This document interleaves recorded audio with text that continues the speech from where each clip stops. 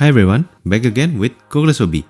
In this video, we're going to be looking at S.H.Figuarts figure of Monkey D. Luffy. This is from the Netflix One Piece live action version.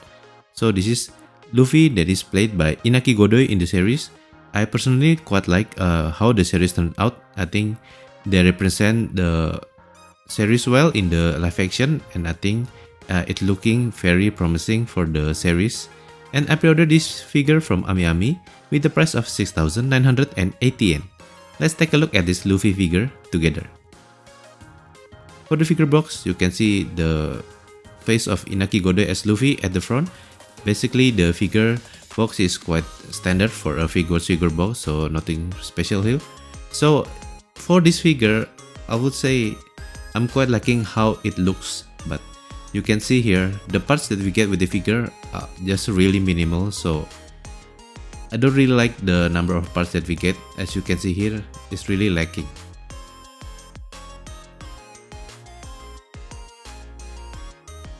For the instruction, it's still in the form of a paper, and probably is quite straightforward. As I've said just now, the parts of this figure aren't that many, and it's not that difficult to swap and attach each parts that come with this figure. For the articulation of the figure, this is still standard S.H.Figuarts figure articulation. Probably the head and the arm and the leg and other upper body part, all of it just like most standard Figuarts figure. For the straw hat, there are no really articulation there, and you can't remove it. The rope, you can just move it slightly, but there are no articulations for the straw hat. For the straw hat here, you can actually remove, so there will be a separate head part that you can swap. So if you want the look of Luffy without the head, which we will see later. So as you can see here, the articulation is quite standard for a Figuarts figure, so I'm quite satisfied with the articulation of this figure.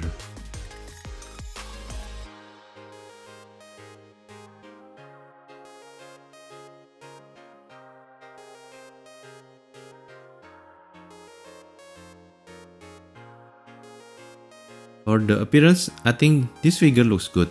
For the face, I think they're using the technology called digital coloring especially for the facial expression, and I think with how this turns out, it looks really good. It looks similar with Inaki Godoy that we saw in the series as Luffy, so I think for the appearance, especially for the face, I like it a lot. And for the outfit, the straw hat, the outfit, I think it looks really good as well, sculpting and color wise. So overall, I don't think there's anything to complain regarding the appearance of this figure.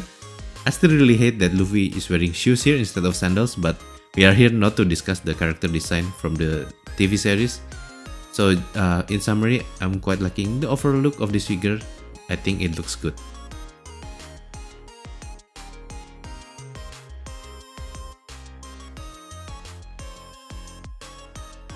For the extra head part, you can see here, this is the Luffy without the straw hat.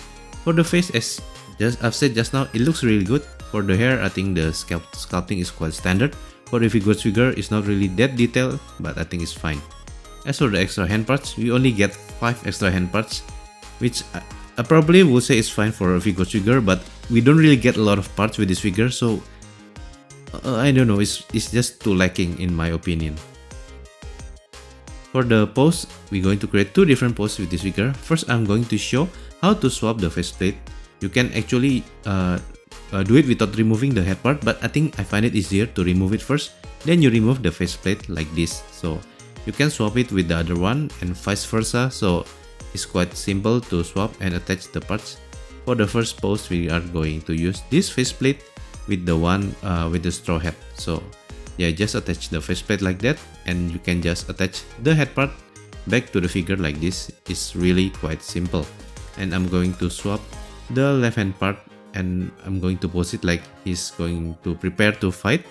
So it's just a simple pose, so I just want to show you how to swap the faceplate, and this figure can balance on its own just like most Figuarts figure. And this is the first pose for this video.